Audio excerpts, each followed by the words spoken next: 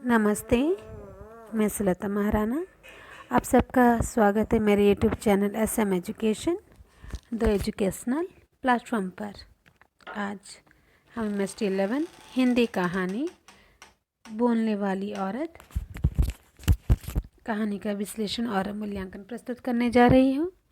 तो परिचय की ओर चलते हैं। सन 1966 में प्रकाशित अपने प्रथम कहानी संग्रह छुटकारा के माध्यम से ममता कालिया ने हिंदी कथा जगत की 60वीं कहानी या 7वें दशक की कहानी क्षेत्र में प्रवेश किया, जहां यह 60वीं कहानी वास्तव में नई कहानी के विरोध के स्वर को उजागर करती है।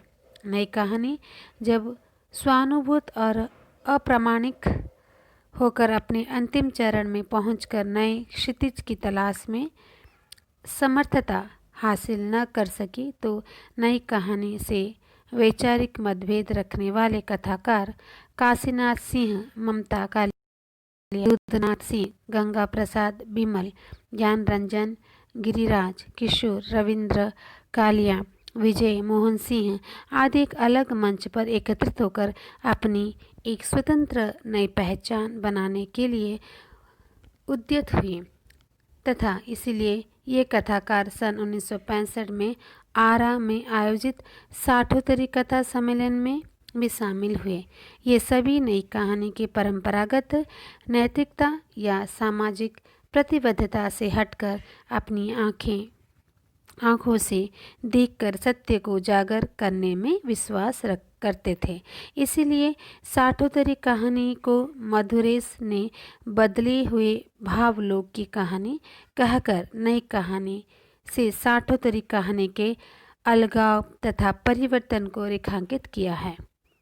70 के दशक के उथल पुथल तथा संक्रमणकालीन समय में युद्धोत्तर पराजय बोध, यथार्थ में मोहभंग, अस्तित्ववाद, मनुष्य की स्वतंत्रता, अस्तित्व तथा आस्था के पक्ष के साथ साथ अनास्था, आशंका तथा निराशा जैसे भावबोध सामने आने लगे, जिनसे शीघ्र ही हिंदी के युवा कथाकार प्रभावित होकर अपनी कहानियों के माध्यम से अनास्था व मूल्यहीनता, रूमानियत के प्रति नकारात्मक दृष्टि तथा चिकनी भाषा के स्थान पर खुरदरी भाषा का प्रयोग करके व्यक्ति को असहाय, निरर्थक, फालतू और असंगत बनाने वाले बाह्य परिवेशों, व्यक्ति के आंतरिक संघर्ष को अपनी कहानी का केंद्र बनाने लगे।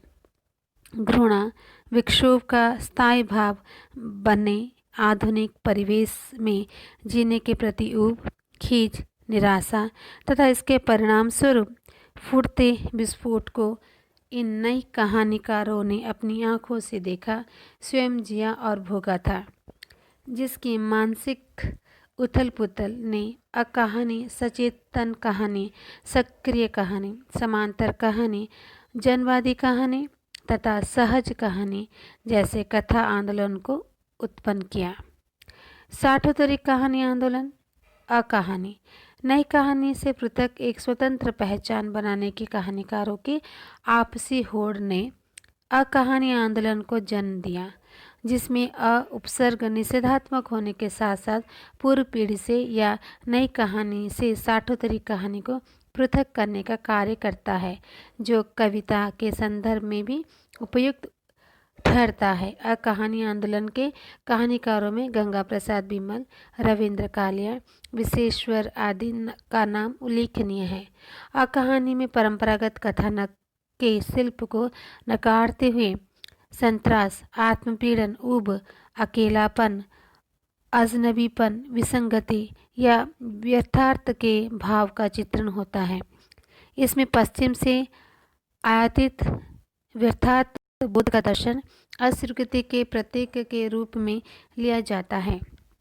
इसी पश्चिमी दर्शन ने आयातित जीवन बोध कहानियों में रविंद्र कालिया की त्रास, कहानी 9 साल छोटी पत्नी, दूधनाथ सिंह को रीछ, आइस वर्ग, रक्तपात, ज्ञान रंजन की पिता, संबंध, गंगा प्रसाद विमल की विध्वंस, प्रश्न चिन्ह, दूसरे दिनों का इंतजार जैसे कहानियाँ शामिल हैं। कहानी में माता पिता मात्र परंपरा का प्रतीक न होकर व्यवस्था का प्रतीक बनकर उभरते हैं, जहाँ रिश्ता के मध्य ऊब, घुटन या नफरत जैसे भाव प्रबल हुए हैं। इसीलिए कहानी संबंधहीनता और संबंध भाव की निर्मम, भयावह तथा तकलीफ देह स्थितियों को उभारती है।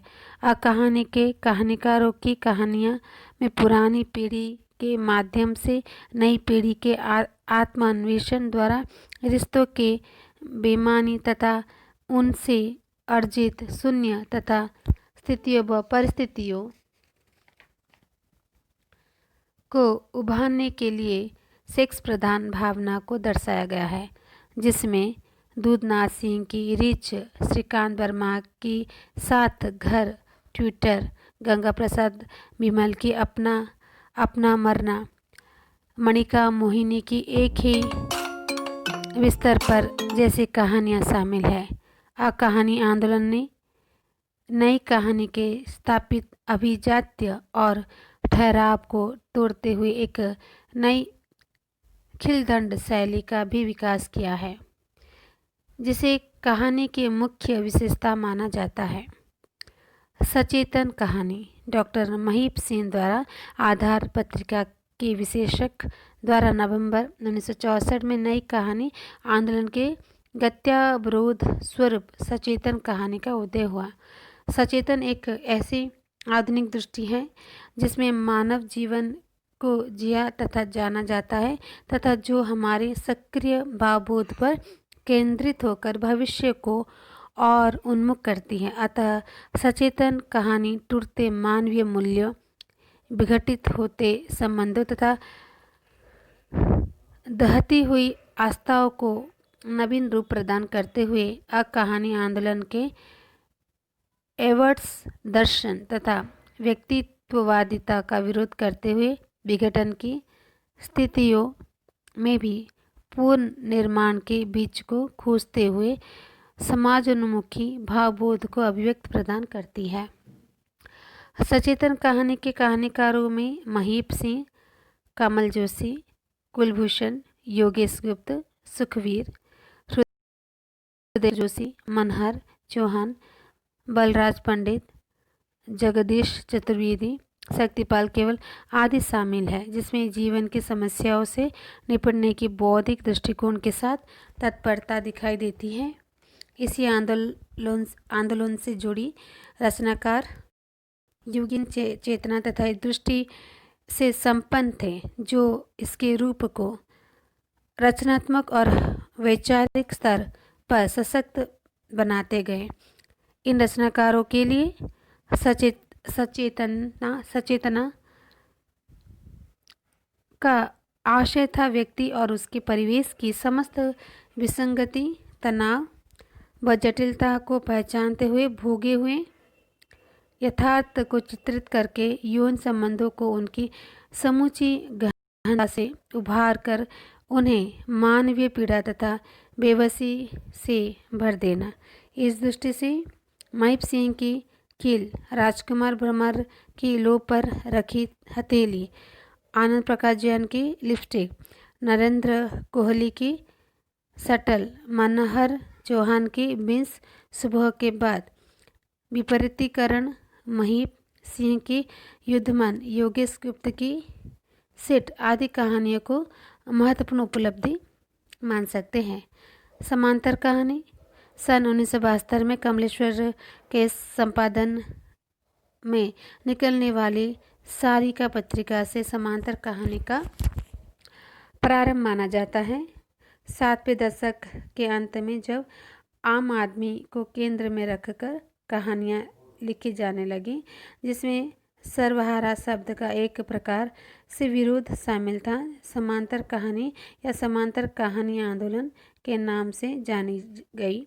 इस समांतर कहानी में आम आदमी के संसार में निम्न मध्यवर्गीय किसान, मजदूर, शिक्षक, चपरासी, की रानी एवं अन्य पीड़ित लोग शामिल हैं, जो प्रायः व्यवस्था और व्यवस्थापकों, पूंजीवादियों तथा सत्ताधारियों की अपेक्षा का शिकार बनाता है। समांतर कहानी के युवा कहानीकारों जैसे राम अरोड़ा, सुधा अरोड़ा, निरुपमा सेवती, मिथिलेश्वर, शेरा यात्री, आशीष सिन्हा, प्रकाश बाथम आदि को भीष्म साहनी, राजेंद्र यादव तथा मोहन राके जैसे पूर्ण रचनाकारों का समर्थन बड़े पैमाने पर प्राप्त हुआ।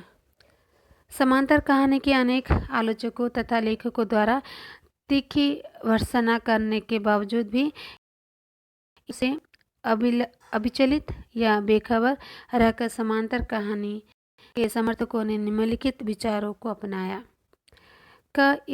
इस आंदोलन में पीढ़ियों के विभाजन को स्वीकार नहीं किया गया। दूसरा, इस आंदोलन ने आम आदमी के हक, पक्षधरता, प्रतिबद्धता तथा संबंधबद्धता को सत्य तथा संचय रहित रूप में स्थापित किया। प्रत्येक व्यवस्था में शोषण के संदर्भ में रचनाकार की भूमिका प्रतिपक्ष की ही रही। इस आंदोलन के लेखक का राजनीति से घनिष्ठ संबंध है क्योंकि वो उसकी गतिविधियों को सांस्कृतिक परिप्रेक्ष्य प्रदान करता है। समयगत सत्य और रचना के मध्य सामंजस्य स्थापित करना। यह आंदोलन समयगत सत्यों से कटे हुए प्रत्येक कथाकार को अस्वीकृत करता है। इस आंदोलन ने भावुकता का परित्याग करके भाषा को स्पष्ट, सीधी, सरल तथा भावपूर्ण बनाया है। विपरीत परिस्थितियों में लगातार जीवित रहते हुए सामान्य जन की विजय को सत्य तथा सच्चाई के रूप में संभव बनाना इस आंदोलन की मुख्य विशेषता है। समांतर कहानियों के रूप में मुख्य रूप में हृदयेश की गुंजलक, हिमांशु जोशी की जलते हुए डेने, किशोर माधव की अपाहिज, जवाहर सिंह की गुस्से में आदमी, सूर्यपाल की निर्वासित, अरुण मिश्र की अंधे कुएं का रास्ता जैसी कहानियाँ की चर्चा की जा सकती है। अन्य कथा आंदोलन एवं आंदोलन की सार्थकता। नई कहानी आंदोलन के पश्चात साठोत्तरी कहानी के रूप में अकहानी, सहज कहानी, समांतर कहानी, सचेतन कहानी के साथ साथ समकालीन कहानी, जनवादी कहानी, सक्रिय कहानी तथा सहज कहानी जैसी आंदोलन सामने आए तथा शीघ्र ही अपनी अर्थवत्ता खो बैठे तथा काल कवलित भी हो गए। इसका मुख्य कारण नामकरण के पीछे खेमेबाजी की प्रवृत्ति परिलक्षित होती है। इसके बावजूद भी संवेदना, शिल्प और भाषा के स्तर पर साठोत्तरी कहानी के दौर की उपलब्धि महत्वपूर्ण रही, जिसके प्रत्येक आंदोलन के साथ अच्छे हस्ताक्षर भी हिंदी कथा जगत को दिए। वास्तव में साठोत्तरी कहानी के दौर के ये आंदोलन जीवंतता के मुख्य लक्षण के रूप में जाने जाते हैं। सचेतन कहानी से आंदोलन की पृष्ठभूमि और ममता कालिया की कहानियाँ।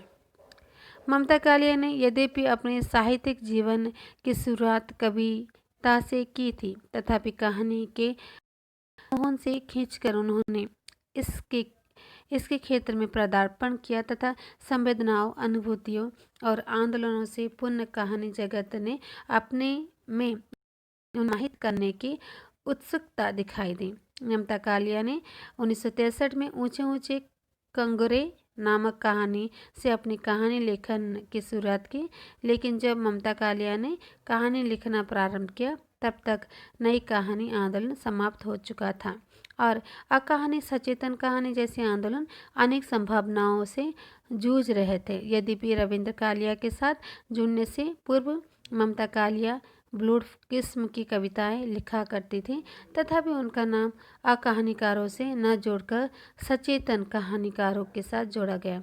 इसका मुख्य कारण यह था कि जिन नकारात्मक प्रवृत्तियों को ममता ने कविता में छोड़ा था, अकहानी भी उससे मुक्त नहीं थी तथा सचेतन के रूप में उभर रही थी। ममता कालिया ने भी उन्हीं का अनुसरण करना प्रारंभ कर दिया, जिसका उदाहरण उनकी छुटकारा तथा सिट नंबर 6 जैसी कहानियां हैं। ममता कालिया की कहानी 2 खंडों में है, मध्य और निम्न वर्ग की निराशा, पाखंड, अंतर्विरोध और विडंबनाओं का चित्रण है, जिसकी स्त्री पात्र में की वाचक भूमिका है, जहां अपने जीवन के अनुभवों को ममता कालिया कहानी का रूप देती प्रतीत होती है। बेतरतीब, बीमारी, छुटकारा तथा साथ जैसी कहानियां इसका मुख्य उदाहरण है। ममता कालिया की कहानियां के पात्र विपरीत परिस्थितियों में भी पलायन के विषय में नहीं सोचते, क्योंकि ममता पर जो सचेतना दृष्टि का प्रभाव है, उसी के परिणाम स्वरूप उनके पात्र भीषण असंगतियों के मध्य निर्वाह क्षमता उत्पन्न करते हुए प्रतीत होते हैं, जहां उनके लिए जीवन का अर्थ है जीवन तथा। ममता कालिया की कहानी में स्त्री पात्र अपने अस्तित्व, गौरव एवं निजता को बचाने के लिए विकट परिस्थितियों में जूझती है, संघर्ष करती है, किंतु हार नहीं मानते, जिसे ममता की विशिष्टता भी माना जाता है। कहानी में द्वितीय खंड में परिवर्तित हो रहे समाज में भारतीय जनमानस के व्यवहार, सोच और जीवन पद्धति का समाजशास्त्रीय आकलन है, जिसमें पूंजी का वर्चस्व, बाजारवादी सोच, खंडित मूल्य, महत्वाकांक्षाएं तथा पूर्ण न होने पर निराशाएं, कुंठाएं, भविष्य की आशंकाएं जैसी जिंदगी के जटिल विषयों से टकराहट का मुख्य स्वर विद्यमान है। सेमिनार, एक रंगकर्मी की उदासी, जांच अभी जारी है, खिड़की, एक दिन अचानक, साल, अलमारी, बोलने वाली औरत तथा मेला जैसी कहानियाँ इसका प्रमुख उदाहरण है। ममता कालिया ने अनेक दिग्गज कहानीकारों के माध्यम से अपनी भिन्न भाषा, शिल्प, तथ्य के द्वारा अपना विशिष्ट स्थान प्राप्त किया। दोनों खंडों में संकलित ममता कालिया को कहानी भावना के आवेग के अभाव, बेलोस्ता के साथ छोटी छोटी घटनाओं या यथार्थ का चित्रण करने और गैर रोमानीपन की विशेषता को उजागर करती है। वास्तव में ममता कालिया की कहानियों में जो जीवन राग को सिम्फनी है, वो उसी से ही धड़कती है। स्त्री विमर्श और ममता से पूर्व नई कहानी आंदोलन के समय मन्नू भंडारी, उषा प्रेमवदा आदि ने स्त्री विमर्श की जमीन तैयार कर दी थी, जिनमें से अधिकांश महिला कथाकारों का लेखन परिवार मूल्यों के बदलाव, काम संबंध व्यक्त करने वाला था। यहाँ ममता कालिया की कहानियाँ अनुभूति की कसौटी थी और समय के शिलाखंड पर प्रामाणिक दस्तावेज की तरह हमारे सामने आए, जिसमें जीवन का प्रत्येक आयाम एवं छोटे छोटे क्षण सभी उनकी सूक्ष्म अंतर्दृष्टि में संप्रसित हुए हैं। ममता कालिया व्यापक फलक पर लेखन करने वाली कथाकार है, जो नारी को पुरुष के समांतर स्थान बनाने के लिए प्रयासरत दिखती हैं। ममता कालिया के प्रथम खंड को कहानियों में स्त्री पात्र मध्यवर्गीय परिवार में संबंधित है, जो घर और बाहर पितृसत्तात्मक के झूठे प्रचंपो, प्रलोभन, लुप्तता और दोगलेपन से जूझती हुई अपने अस्तित्व को बचाए रखने की जदोजहद में है, तथा वे समाज की उस मनोग्रंथि को भी समाप्त करने के लिए संघर्षरत है, जिसमें नारी को दोयम दर्जे का माना जाता है। दूसरे खंड की कहानियाँ समाज के व्यापक सरोकारों की कहानियाँ हैं, इसमें समाज की असंगत स्थितियों की अपेक्षा स्त्रियों की वेदना का रंग गहरा है। इस स्त्री संसार में घरेलू स्त्रियाँ, कामकाजी स्त्रियाँ, युवती से लेकर प्रौढ़ावस्था तक की स्त्रियाँ तथा शिक्षा जगत व निम्न मध्यवर्गीय परिवार तक स्त्री शामिल है, जो भारतीय नारी आचार संहिता का पालन नहीं करती और पश्चिमी दर्शन व मान्यताओं से छूट लेकर भी परिवार से पृथक नहीं होना चाहते और परिवार में ही अपना निजता, स्पेस और स्वीकृति चाहते हैं। बातचीत बेकार है, मनहूस सावी या मनोविज्ञान जैसी कहानियाँ इसका सशक्त उदाहरण है। ममता कालिया की कहानियाँ भारतीय नारी की नियति को उसके भिन्न संदर्भों में देखती है और आंकती है, जिसमें अविवाहित, विवाहित, पढ़ी लिखी, अनपढ़ पत्नी प्रेयसी को अधिकतर दयनीय स्थिति में दर्शाया है। आधुनिकता के तमाम दावों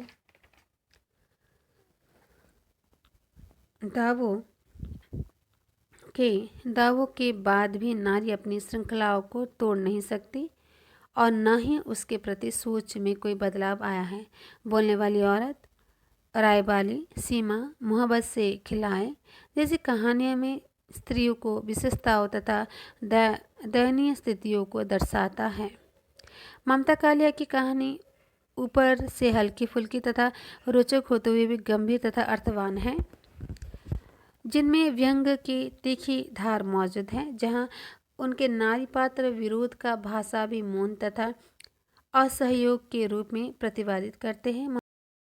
हम अपनी कहानियों में काम को विशेष महत्व देते हुए उसे एक अनिवार्य जरूरत के रूप में अवसाद, अकेलेपन से उबरने के विकल्प के रूप में दर्शाया है।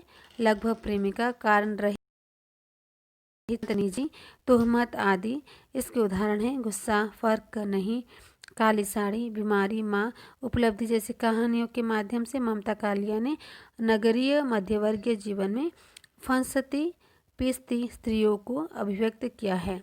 ममता कालिया की कहानियाँ लघु आकार की होने पर भी गहन अर्थवत्ता को उजागर करती है। भाषा के प्रति अत्यंत सजगता, विमर्श, यथार्थ के वर्णन को दर्शाती है। सीमा कहानी के संवाद इस व्यंजना का अनूठा उदाहरण है। बोलने वाली औरत, पाठबोध और प्रक्रिया। बोलने वाली औरत ममता कालिया द्वारा रचित मध्यवर्गीय परिवार की एक ऐसी स्त्री शिखा की कहानी है जो सास यानी बीजी, पति कपिल एवं बच्चे और ससुर में लगातार बोलती रहती है तथा यह बहस करती है। दूसरे शब्द में खड़ी खड़ी जवाब टिकाती रहती है।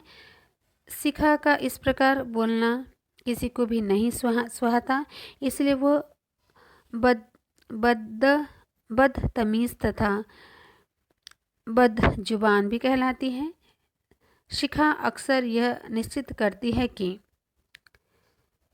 वह अब किसी भी परिस्थिति में कुछ नहीं बोलेगी, किंतु न कोई घटना अथवा प्रसंग उसे पुनः बोलने पर विवश कर देता है। शिखा प्रत्येक छोटी छोटी गौण बातों पर बोलते हुए लगातार प्रक्रिया व्यक्त करती है, जिसका अंत सलाह से होता है। वास्तव में शिखा के बोलने में उसका उस सकारात्मक सामाजिक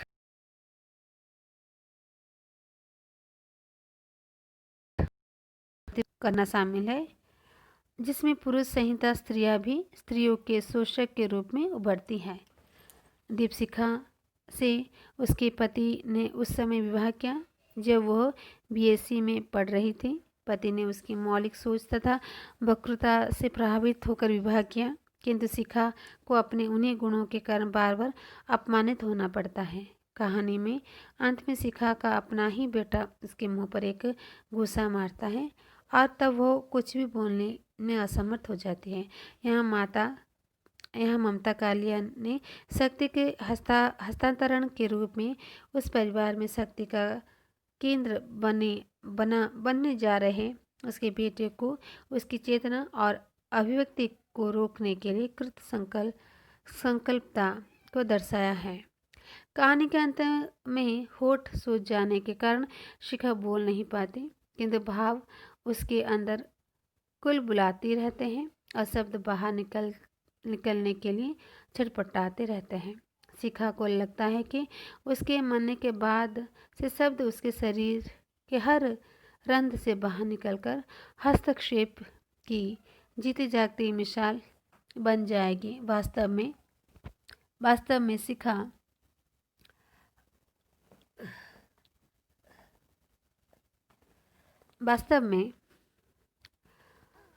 हाँ, जो वो क्या सोचे कि जब उसका जो अंतिम क्षण आएगा और उसके हर एक रंध्र से, शरीर के रंध्र से वो सारे शब्द निकलेंगे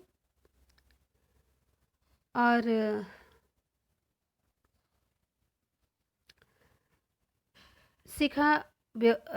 वास्तव में शिखा व्यवस्था का अंग बनकर तथाकथित सुखी जीवन जीने तथा स्वयं को इंसान से रोबोट या मशीन में बदल जाने की स्थिति का विरोध करती है। शिखा चाहती है कि जिस मौलिक सोच विचार के कारण उसने कपिल से विवाह किया था, गृहस्थी की गाड़ी खींचने में वो एक दूसरे को निजता को पर्याप्त स्थान दे, जबकि आपाधापी से भरे इस जीवन में कपिल चाहते हैं कि शिखा घर की संपूर्ण जिम्मेदारी खुद संभाल ले और कपिल को स्वतंत्र रहने दे। शिखा परिवार में खपने की स्थिति में अंतर्विरोध और असहज स्थितियों से दृढ़तापूर्वक जूझती है, जो उसकी जीवंतता तथा सत्य विरोध को दर्शाते हैं। इसलिए न बोल सकने की स्थिति में भी मुंह बंद रखना चुप रहने का शर्त नहीं है। बोलने वाली औरत शिष्य की सार्थकता। समाज में स्त्रियों के प्रति दोहरी भूमिका निभाते हुए कठोर अनुशासन में रहकर तथा स्त्रियों का असीमता और निजता के प्रश्न पर चुप्पी साधने की क्रिया स्वरूप स्त्री बोलने का प्रयास करती है और अपने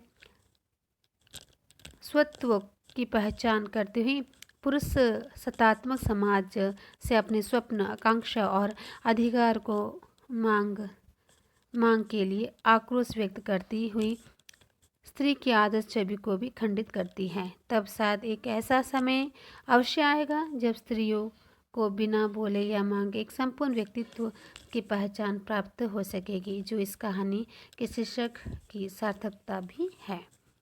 तो इस तरह से यहाँ पर बोलने वाली औरत की कहानी समाप्त होती है और इस पाठ को बार बार सुनिए, अपनी परीक्षा में इसे प्रयोग में लाइए और आप मेरे चैनल को सब्सक्राइब कीजिए, बेल आइकन को प्रेस कीजिए, वीडियो को लाइक एंड शेयर कीजिए और आपके सुझाव कमेंट बॉक्स में दीजिए।